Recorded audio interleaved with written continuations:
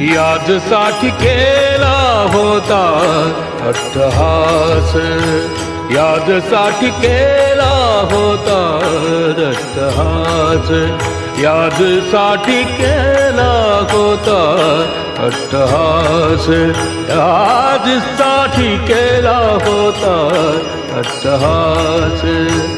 शेवटचा दिस गोड व्हावा, शेवटचा दिस गोड व्हावा, यादसाठी केला होता अट्टहास, यादसाठी केला होता अट्टहास, यादसाठी केला होता अट्टहास, यादसाठी केला होता अट्टहास.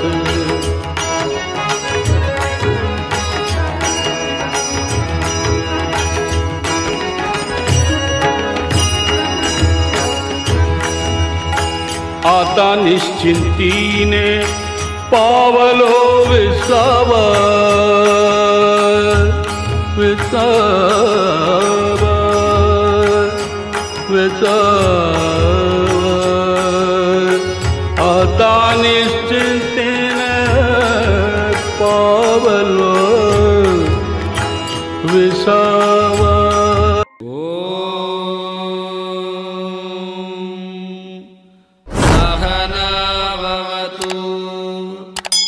सहनौ भुनक्तु सह वीर्यं करवावहै तेजस्विनावधीतमस्तु मा विद्विषावहै.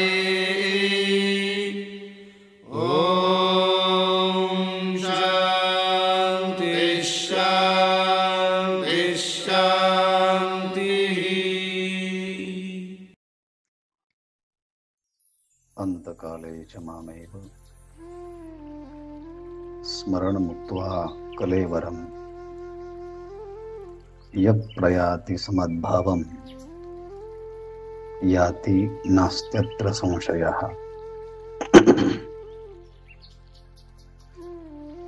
अक्षर ब्रह्मयोग ज्ञानेश्वरीतील आणि गीतेतील 8वा अध्याय.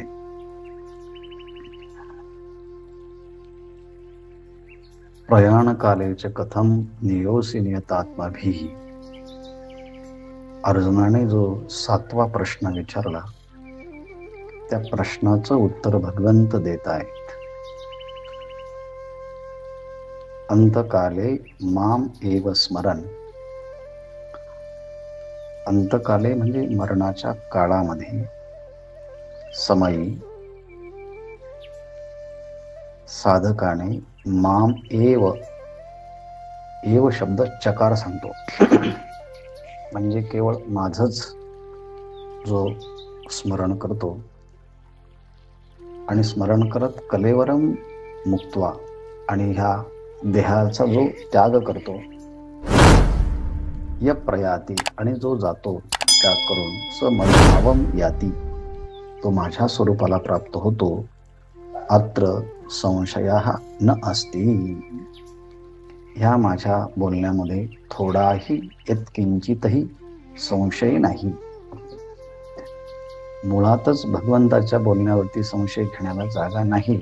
असं असताना भगवंताने पुन्हा सांगणं की माझ्या बोलण्यामध्ये थोडा सुद्धा संशय नाही, यातून आपल्याला या विषयाची एक निश्चिंतता, हे असंच आहे याची अनुभूती येते. या श्लोकावरती काल आपण काही ओव्यांच्या माध्यमातून चिंतन केलं. फक्त अनुवाद करते उपलब्ध नव्हते काल, त्यामुळे झालं नाही ते. पण असो, आपण 63 ओवींच्या 64 ओवीच्या पर्यंत चिंतन केलं. त्या श्लोकामध्ये भगवंताने अंतकाले शब्द वापरला. मृत्यूच्या समयी जो कोणी माझं स्मरण करतो तो माझ्या स्वरूपाला प्राप्त होतो. पण ह्या श्लोकावरती भाष्य करताना ज्ञानेश्वर महाराजांनी जी त्यावरती वार्तिक ह्या स्वरूपामध्ये, भाष्य ह्या स्वरूपामध्ये एक वाक्य केलं, जे आधीची तया माते जाणवणी, जे आधीच म्हणजे हा मरणकाल, मृत्यूकाल येण्याच्या आधीच जे मी आदियज्ञ स्वरूप म्हणून माझं स्वरूप प्रगट केलं ह्या देहामध्ये, त्या माते जाणवणी, त्या मला जाणून आणि मग त्याचा चांगला अभ्यास करून, चिंतन करून, मनन करून, अनुष्ठान करून आत्मस्वरूपाच्या विषयी संशय विपर्यय रहित असा दृढ निश्चय आणि देहाच्या विषयी मिथ्यात्व निश्चय इतका चांगला झालेला असतो की असा पुरुष म्हणजे ऐक्याची ओती व मूर्ती आहे, ऐक्याची ओतली आहे. म्हणजे कोणतं ऐक्य? मी तत्वतः ब्रह्मरूप आहे असं जीव ब्रह्म ऐक्याची ही ओती व मूर्ती म्हणजे हा चिंतन करणारा साधक.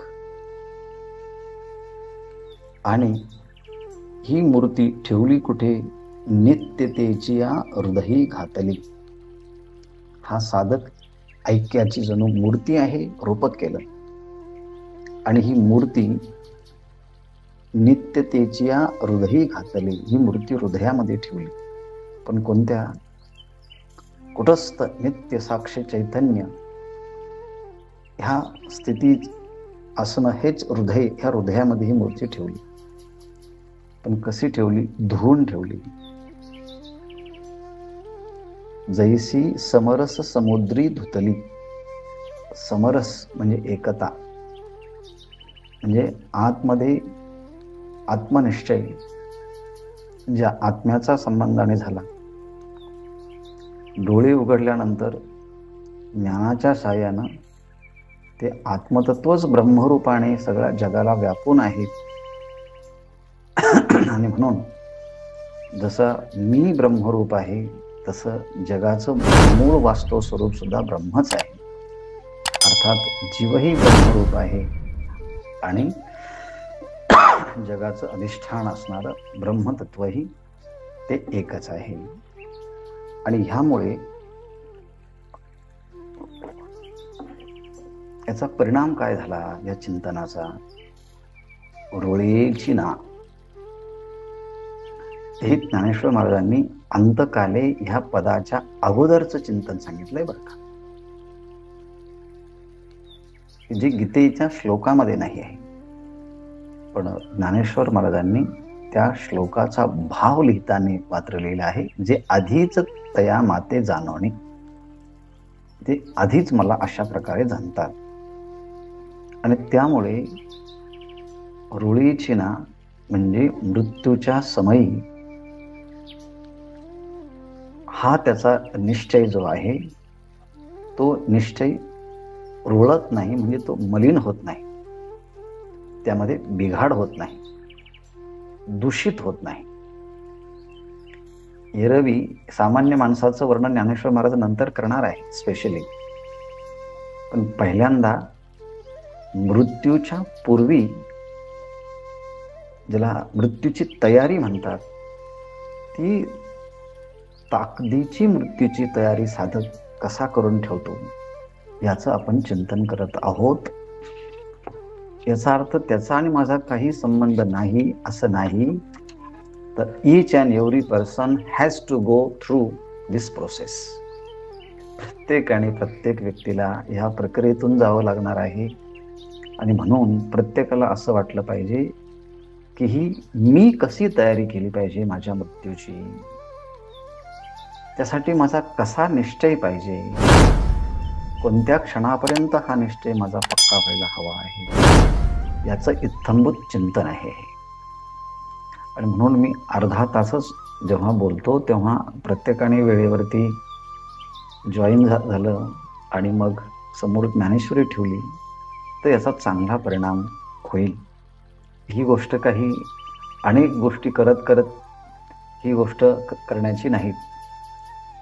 म्हणजे इकडे तिकडे पाहायचं, फुटाणे खायचे, बोलायचं आणि मग अशा गोष्टी करता येतात.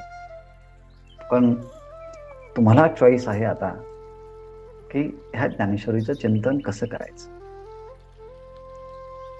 सगळा व्यवहार थांबवा एक अर्धा तास आणि मग ज्ञानेश्वरी समजून घ्या.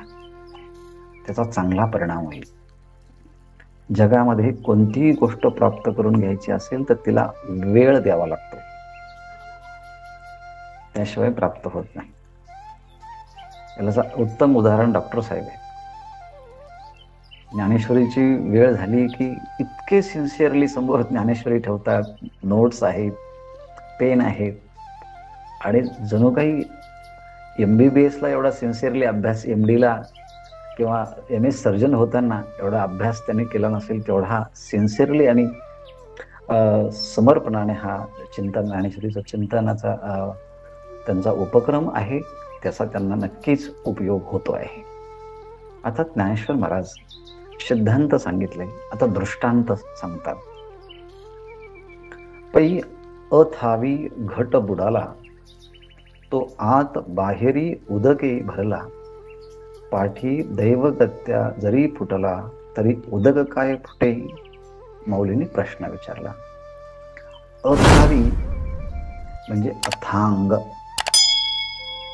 अथांग म्हणजे थांग लागत नाही, पत्ता लागत नाही, त्याचं त्या पाण्याचं मूळ कुठपर्यंत आहे हे कळत नाही, असं अथांग पाणी आहे. आणि त्या अथांग पाण्याच्या मध्ये कोणी एके माणसाने घट बुडाला.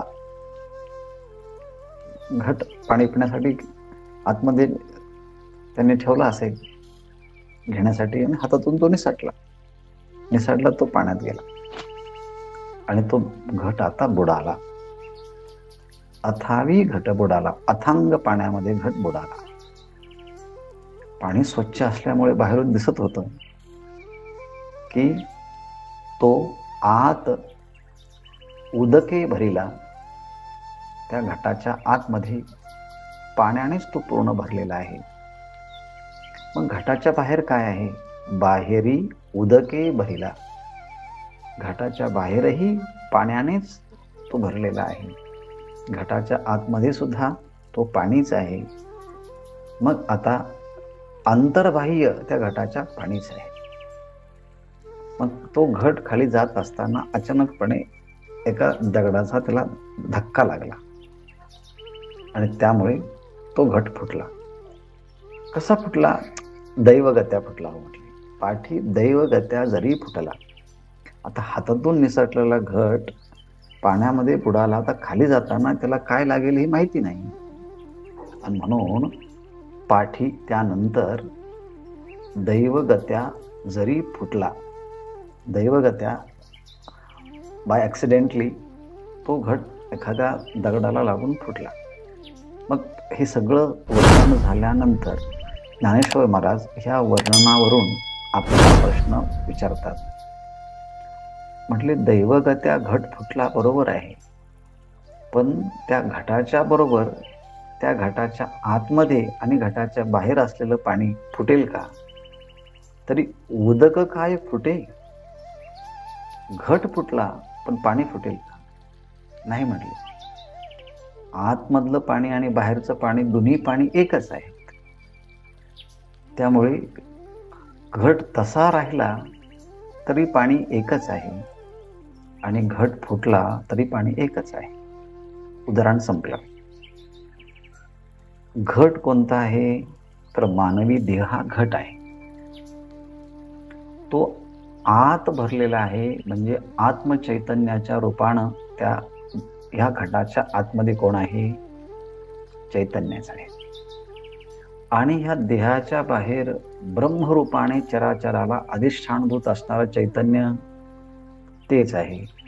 मग ह्या घटाच्या बाहेर ब्रह्मचैतन्य, घटाच्या आतमध्ये आत्मचैतन्य, आणि आत्मा आणि ब्रह्म हे एकच आहे.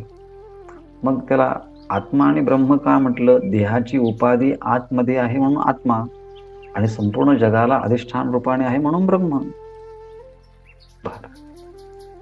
दैवगत्या जरी घट फुटला, हातातून निसटलेला घट हा दैवगत्याच फुटू शकतो ना. तसं हा देहरूपी घट कधी पडेल, कुठे पडेल, कसा पडेल, कोणाला माहिती आहे? नाही. म्हणजे देहाचा मृत्यू कधी येणार, कुठे येणार, कसा येणार माहिती नाही. आणि आला सुद्धा अचानक तर देहाचा मृत्यू आला, पण ह्या देहाच्या मध्ये असणारं चैतन्य, मग ते काय त्याचा मृत्यू येईल का? ते नष्ट होईल का? जसं घट फुटल्यानंतर घटातलं पाणी आणि बाहेरचं पाणी दोन्ही एकच आहे, तसं देहरूपी घट प्रारब्ध वशामध्ये कधी फुटेल काही सांगता येत नाही. म्हणून देह पडला, म्हणून देहामध्ये असणारं जे जीव चैतन्य किंवा आत्मा आणि बाह्य ब्रह्म हे दोन्ही एकच आहे. आणि म्हणून पाण्याचा कधी नाश होत नाही त्या उदाहरणामध्ये, तसंच चैतन्याचा कधी नाश होत नाही, आणि ते चैतन्य मी आहे. This is the bottom line of the sentence. ते ब्रह्म मी आहे, असा चिंतन करणाऱ्या साधकाचा पक्का निश्चय आहे. 3 उदाहरण दिले आहेत. या उदाहरणाने निश्चय नाही झाला तर दुसरं उदाहरण, तिसरं उदाहरण. दुसरं उदाहरण आहे, ना तरी सर्पे कवच सांडिले, का उभारेने वस्त्र फेडिले, तरी सांगपा काय मोडले अवयवा माझी. इथे सुद्धा उदाहरण सांगून त्यांनी प्रश्न विचारलाय. ना तरी म्हणजे अथवा किंवा, सर्पे म्हणजे सर्पाने, कवच सांडिले. आपल्याला माहिती आहे सर्प काही महिन्यानंतर, काही कालावधीनंतर शरीरावर झालेली जी काही त्वचा आहे, त्या कात असं म्हणतात, तो कात बरोबर एखाद्या अडचणीमध्ये तो कमी अरुंद जागेमध्ये प्रवेश करून तिथून जेव्हा निघतो, तेव्हा बाहेरची त्वचा जी आहे, कात जी आहे, ती बरोबर निघते आणि आतून त्याला मृदू मुलायम नवीन त्वचा उत्पन्न झालेली असते. हे कसं काय जमतं? जावे त्याच्या वंशा तेव्हा कळे. पण माऊली हे उत्तम सृष्टी निरीक्षक असल्यामुळे त्यांनी ही गोष्ट जाणली आणि सांगितलं, सर्पे कवच सांडिले. मग सर्पाने ही त्वचा सांडली. किंवा दुसरं उदाहरण दिलं आहे, का उभारेने वस्त्र फेडिले. बाहेरून खूप उष्णता आहे आणि उष्णता आल्यामुळे खूप गरम होत होतं, पण म्हणतो की खूप उकडत होतं, आणि त्या माणसाने आपल्या अंगावरचे कपडे काढले, खूप गरम होतं म्हणून. उभारेने वस्त्र फेडिले. तिसरं उदाहरण, दोनच हेच उदाहरण आहे. तर माऊली विचारतात, तरी सांगा काय अवयवा माझी काही मोडले. सर्पाने कात सांडली म्हणून त्या सर्पाच्या अवयवामध्ये काही बिघाड झाला का, काही मोडलं का? नाही. सर्पाने कात टाकली, कात मागे पडली, पण सर्प निघून गेला. त्या कात टाकण्याच्या मुळे सर्पाला मध्ये काही परिणाम झाला आणि उलट नवचैतन्य प्राप्त झालं. उकडत आहे, गरम होत आहे, उष्णता जास्त वाढली आहे, म्हणून एखाद्या माणसाने आपले अंगावरचे कपडे काढले, जो कोट होता तो काढला, शर्ट बनियन काढलं, तरी गरम होत होतं. माऊली म्हणतात, सांगा तुम्ही आता त्या उभाऱ्याने उष्णतेने एखाद्याने कपडे काढले म्हणून त्याच्या अवयवामध्ये काही बिघाड होतो का? सर्पाने कात टाकली म्हणून सर्पाच्या अवयवात काही बदल होतो का? नाही. कपडे काढले तरी मनुष्य तोच, कात टाकली तरी सर्प तोच. अच्छा, यातून सिद्धांत काय समजायचा? माऊली सांगतात, तैसा आकार हा आहाची भ्रंशे, वाचोनी वस्तू ते सांचलीच असे, तेची बुद्धी झाली या विसकुसे कैसेनी. आता पुन्हा प्रश्न विचार. ह्या 2-3 उदाहरणाच्या मध्ये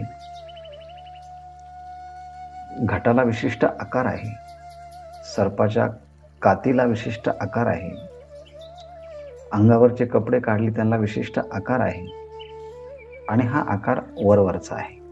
त्याप्रमाणे माऊली म्हणतात, तैसा आकार हा आहाच भ्रंशे.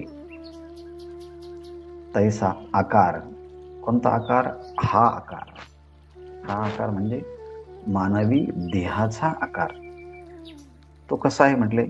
हा आकार आहाच भ्रंशे. हा आकार देहाचा हा वरवरचा आहे, आपाततः हा देहाचा आकार आहे. हा देहाचा आकार भ्रंशे म्हणजे तो नष्ट झाला, म्हणजे मृत्यू आला, समजा नष्ट झाला. पण ह्या देहाच्या मध्ये, देहाच्या वाचून, देहाच्या शिवाय वाचूनी वस्तू ते सांचलीच असे. या देहाच्या शिवाय, देहा वाचून वस्तू म्हणजे आत्मवस्तू. इथे वस्तू शब्दाचा प्रयोग जेव्हा ओवीमध्ये येईल तेव्हा त्या वस्तू शब्दाचा अर्थ परमात्मा ऐसे जे एक वस्तू असे ते जया दिशे ज्ञानास्तव. ज्ञानेश्वरीमध्ये वस्तू या शब्दाचा प्रयोग आत्मा किंवा ब्रह्म तत्वासाठी आलेला आहे. का बरं वस्तू म्हणायचं? वसती इति वस्तू, सगळ्यांच्या मध्ये ती वसलेली आहे, राहिलेली आहे, म्हणून ती वस्तू. आणि म्हणून वरचा देहाचा आकार नष्ट झाला, म्हणून देहा वाचून वस्तू जे आहे ते सांचलीच असे, ती चैतन्य वस्तू ब्रह्मस्वरूपच आहे. आत्मा आणि ब्रह्म एकच आहे, आणि आत्मा आणि ब्रह्म एकच आहे, आणि मी तो आत्मा आहे असा बुद्धीचा निश्चय झाला. तेची बुद्धी झाली या. तेची म्हणजे मी ते ब्रह्म आहे, मी ते आत्मतत्व आहे. तेच आत्मतत्व मी आहे. बुद्धी झाली या. आपण तिथे मध्ये एक पद घालायचं. अशा प्रकारे बुद्धीचा निश्चय झाला असताना मग काय होईल? असा बुद्धीचा निश्चय झाला असताना जर देह पडण्याची वेळ आली तर मग त्या मृत्यूच्या देहपाताच्या समयी आता कैसेने विसकुसे, मग आता तो बोध कसं काय वर नष्ट होईल? तो बोध कसं काय अस्ताव्यस्त होईल? त्या बोधाच्या मध्ये बिघाड आता कसं काय होईल? म्हणजे किंचितही मृत्यूच्या देहाच्या मृत्यूने आत्मस्वरूपाचा असा निश्चय झाल्यामुळे त्याच्या स्वस्वरूपामध्ये बिघाड होत नाही. हे ऐकायला सोपं आहे, पण याचं अभ्यास, याचं चिंतन जिवंत असतानाच माणसाने ध्यानाच्या चिंतनाच्या माध्यमातून करावं लागतं. आणि म्हणून ज्ञानीपुरुष हा सगळा अभ्यास, शरीर, हात, पाय, कान, नाक चांगले आहेत, शरीरामध्ये तारुण्य आहेत, ओज आहे, बल आहे, अजून कोणतेही रोगांचं साम्राज्य थैमान घालण्याच्या अगोदरच ह्या साधकाने जो शांततेचा कालावधी आहे तिथे त्याने ही मेहनत सुरू केली विचाराची. म्हणून मिलिटरीमध्ये युद्ध सुरू होण्याच्या अगोदरच मिलिटरीतले जवान एक घाम गाळत असतात, आणि म्हणून युद्धाच्या वेळेस रक्ताचे थेंब सांडत नाही, कारण त्यांनी आधीच तयारी केलेली असते. तसं म्हटले, ही सगळी तयारी त्या साधकाने अगोदर केलेली असते. आणि म्हणून ह्या परी माते ह्याप्रमाणे आता इथून सुरू होते अंतकाले. अंतकाले ह्या पदावरचं व्याख्यान इथून सुरू होतं. म्हणून ह्या परी माते, म्हणून ह्या प्रकारे कधी मृत्यूच्या अगोदरची तयारी चांगली केली. ह्या परी माते अंतकाळी जाणत साते. तो अंतकाळाच्या वेळेस तो अभ्यास, भक्ती ज्ञानाचा अभ्यासच्या द्वारे तो असं जाणून घेतो. अंतकाळी जाणत साते. आणि मग जे मोकलती देहाते ते मीची होती. जे देहाच्या मृत्यूच्या अगोदरच, देहपाताच्या अगोदरच ते भगवंताच्या स्वरूपाला प्राप्त झाले, पण देहपातानंतर ते काय भगवंताच्या स्वरूपाला पासून भिन्न होणार आहे का? तर नाही. आणि म्हणून जे देहाते मोकलिती, जे असे अभ्यासक देहाचा त्याग करतात, देह सोडतात, ते मीची होती. ते मत स्वरूपच होता. आपल्या पुण्यामधले एक मोठे विद्वान वरदानंद भारती, त्यांचं पूर्व आयुष्याचं नाव आठवले. एका कॉलेजमध्ये प्राध्यापक होते. चिंतन तर आयुष्यभर करायचे ते. नंतर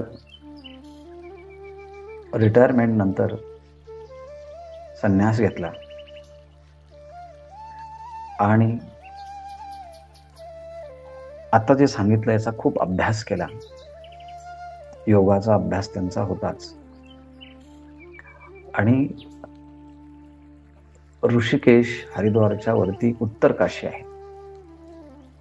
आणि त्या उत्तर काशीमध्ये जसा कैलाश आश्रम ऋषिकेशमध्ये आहे, तसा उत्तर काशीमध्ये पण आहे. तोही गंगेच्या किनाऱ्यावरतीच आहे. स्वामी वरदानंद भारती त्यांनी त्या आश्रमाची एक खोली गंगेच्या किनाऱ्यावरती होती, ती घेतली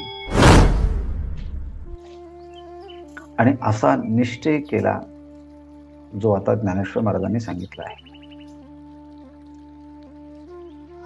उत्तराभिमुख बसले, आसन घातलं आणि मग प्राणायामाच्या साह्यानं प्राणाला रोखून धरलं आणि त्या सेवकाला सांगितलं, 5 मिनिटं जरा बाहेर जा आणि 5 मिनिटानंतर आत ये. सगळी तयारी करून ठेवली आणि 5 मिनिटांनी तो जेव्हा आत आला तेव्हा स्वामी वरदानंद भारती यांनी आपल्या प्राणाचं उत्क्रमण केलं होतं. आणि अजूनही त्यांची समाधी उत्तर काशीला कैलाश आश्रमाच्या त्या एका खोलीमध्ये आहे, गंगेच्या काठावरती. त्यांच्या भक्त मंडळीपैकी प्रत्येक जण 1 महिन्याला 1 जण तिथे राहतो पूजा करायला. आणि मग दुसरा आला की मग पहिला जातो. अशी त्यांची ही परंपरा आहे. परंतु सांगायचं काय, जे देहाते मोकलिती, जेव्हा असे साधक देहाचा त्याग करतात तेव्हा ते कुठे जातात? ते मीची होती, ते माझ्या स्वरूपालाच प्राप्त होतात. ते वरदानंद भारती त्यांचं अगोदर अनंतराव आठवले असं त्यांचं नाव होतं. अच्छा, हे झालं आतापर्यंतचं वर्णन. मृत्यूच्या अगोदर तयारी केल्यानंतर मृत्यूच्या समयी असा निश्चय झाला की तो भगवत स्वरूपाला प्राप्त होतो. पण एरवी सामान्य माणसांचं काय, ज्याने अभ्यासच केला नाही, ज्याने चिंतनच केलं नाही, ज्याने मननच केलं नाही, ज्यांना वेळच भेटला नाही,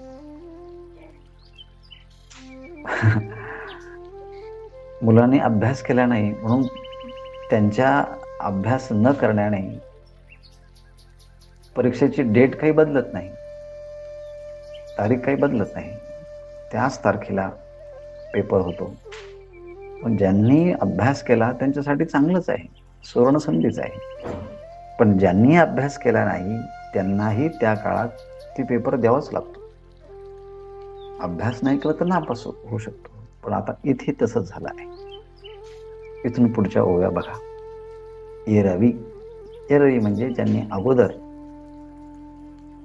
मृत्यूच्या अगोदरच चिंतन केलेलं नाही. मग हे कसे आहे? साधारण सामान्य माणसं. सामान्य म्हणजे काय म्हणायचं की याने तयारीच केली नाही काही अभ्यासाची. एरवी तरी साधारण खाणं पिणं झोपणं राहणं, मुलांची जबाबदारी, प्रपंचाची जबाबदारी, कर्तव्य करण्यामध्ये गुंतून इतका राहिला की आता मृत्यूची वेळ आली. आणि मृत्यू काय असतो हे माहितीच नाही, त्याची तयारीच नाही. मग अचानक काय आहे? उरी आदळलिया मरण. आता तो मृत्यू एकदमच छातीवर येऊन बसला. उरी आदळलिया मरण.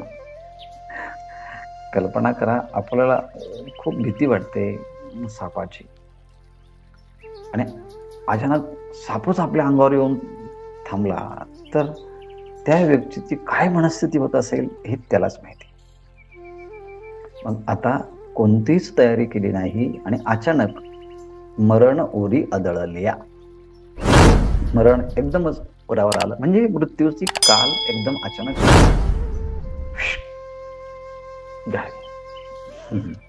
उरी आदळलिया मरण. मग त्या समय काय होतं?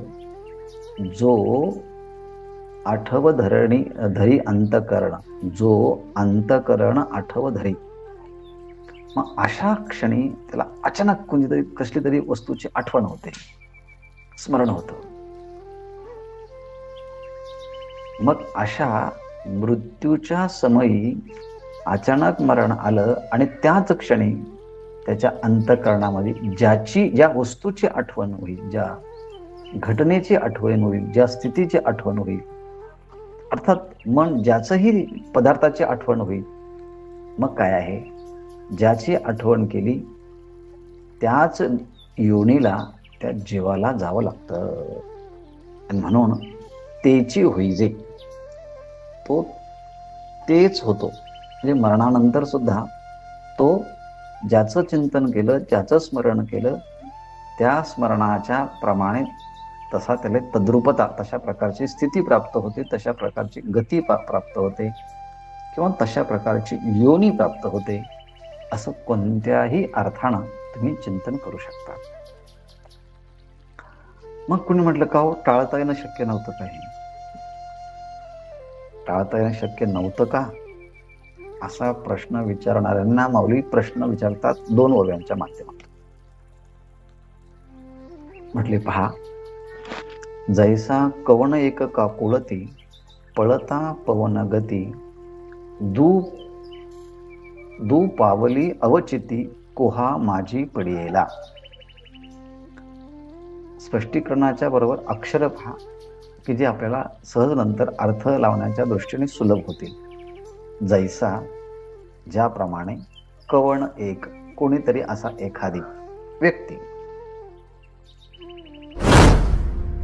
असा काहीतरी प्रसंग घडला त्याच्या जीवनात. अचानक त्याने वाघ पाहिला, अचानक त्याने सिंह पाहिला, आणि त्यामुळे तो अतिशय घाबरला आणि तिथून तो पळत सुटला. पण त्या पळण्याची गती किती होते? माऊली सांगतात, कवन एक पवन गती पळता, काकुळती पवन गती पळता. अगदी तो काकुलतेने, जीव कासावीस होऊन, संत्रस्त होऊन, अस्वस्थ होऊन, पवन म्हणजे वाऱ्याच्या गतीने, वेगाने पळता, म्हणजे अतिशय वेगाने पळायला लागला. जणू काही वाऱ्याच्या वेगानेच तो पळत आहे असं जणू वाटायला लागलं. आणि पळत असताना खूप गवत होतं, त्यामुळे अशी विहीर होती की त्या विहिरीच्या सगळ्या बाजूने गवत वाढल्यामुळे ती तर विहीर आहे हेच कळत नव्हतं. आणि हा पळता पळता त्याला असं वाटलं की रस्त्याच्या बाजूने आता पळत आहोत तर पुढेही तसंच असेल मोकळं. आणि म्हणून अवचिती म्हणजे अचानक काय झालं, दू पावली कुहे माझी पडियेला. दोन्ही पावलांनी पळताना दोन्ही पावलं एकदम त्या विहिरीच्या मध्ये पडले. अवचिती अचानक, कुहे माझी दू पावली पडियेला. दोन्ही पावलं एकदमच पळताना ते विहिरीमध्ये पडले.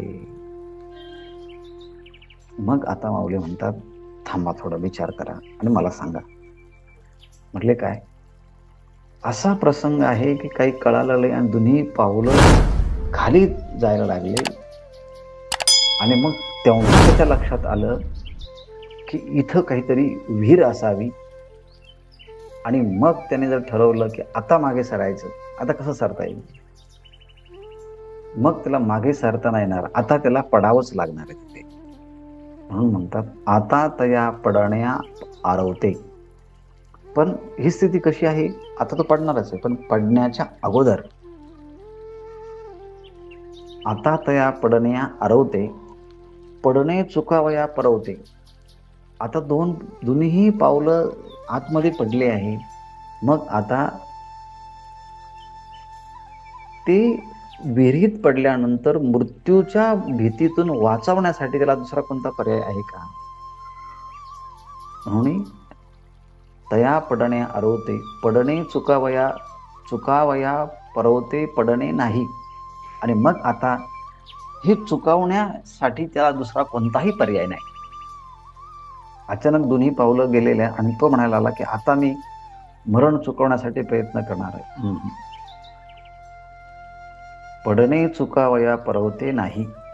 आता त्या पडण्यातून चुकण्यासाठी, बाजूला होण्यासाठी आता त्याला कोणताही पर्याय नाही. मग काय, म्हणून तेथ पडावेची पडे. आणि म्हणून त्या ठिकाणी त्या व्यक्तीला पडावंच आणि पडावंच लागतं. आता काही पर्याय नाही. दोन्ही पावलं जमिनीच्या पडण्याच्या आधीच जर कळालं असतं विहीर आहे, तर मग काहीतरी पर्याय शोधता आला असता. दोन्ही पावलं आतमध्ये गेले आणि मग कळालं की विहीर आहे. आणि मग आता त्याला त्या क्षणी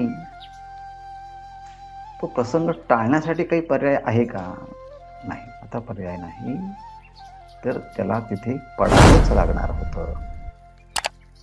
तसं तेवी मृत्यूचुनी अवसरे एके, जे येवोनी जीवासमोर ठाके, ते होणे मग न चुके भलतिया परी.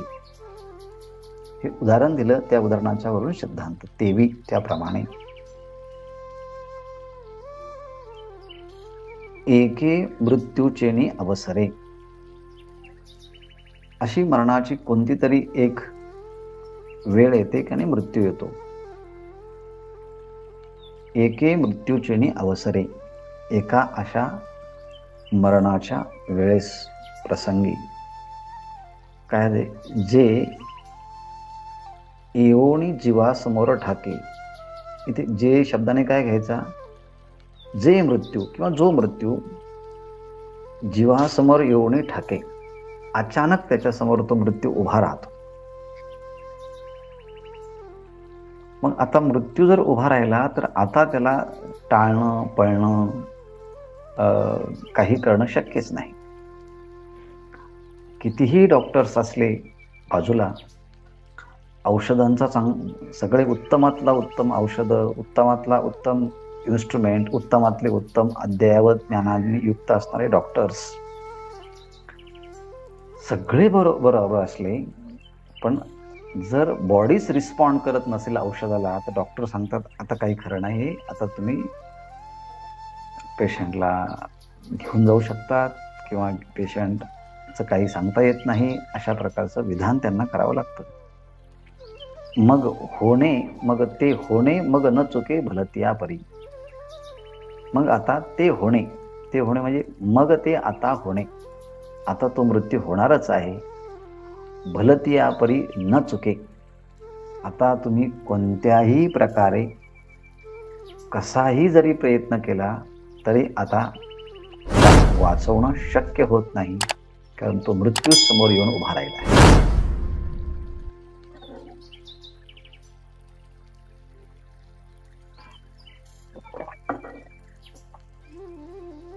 त्याला पर्याय नाही. हे सांगण्यासाठी ज्ञानेश्वर महाराजांनी एक दृष्टांत दिला. तो एक व्यवहारातला सिद्धांत आहे. पहा, आणि जागता जव असिजे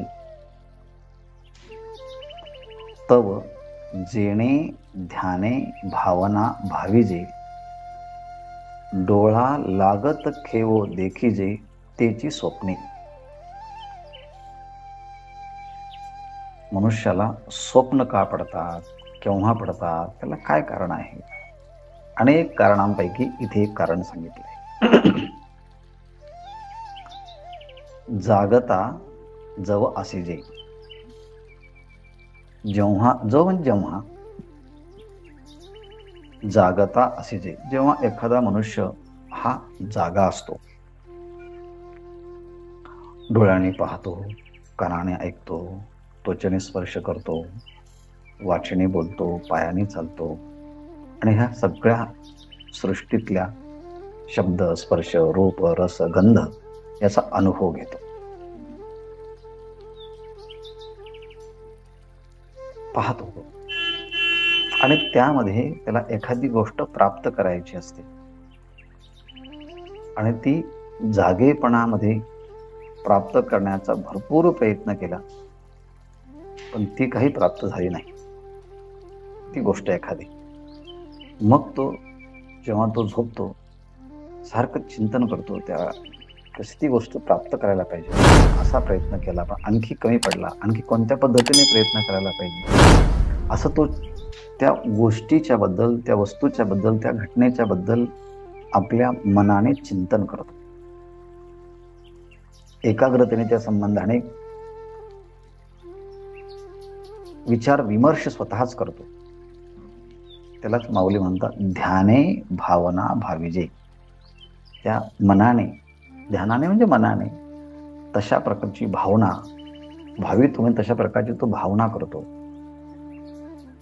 कसं काही आपल्याला हे प्राप्त करता येईल, त्यालाच म्हणतात की आधुनिक भाषेमध्ये मॅनेजमेंटवाले गुरु की तुम्हाला जे काही व्हायचं आहे ना ते तुम्ही व्हिज्युअलाइज करा. We have to bring this picture in front of your eyes and think that मी आता ते झालो आहे. म्हणजे एखाद्याला जर कलेक्टर व्हायचं असेल तर UPSC MPSCच्या परीक्षा देण्याच्या अगोदरच अभ्यास करताना त्यांनी असा संकल्प करायचा आहे की मी कलेक्टर झालो. होणार आहे असं नाही, मी झालो कलेक्टर, मी झालो कलेक्टर, मी झालो कलेक्टर,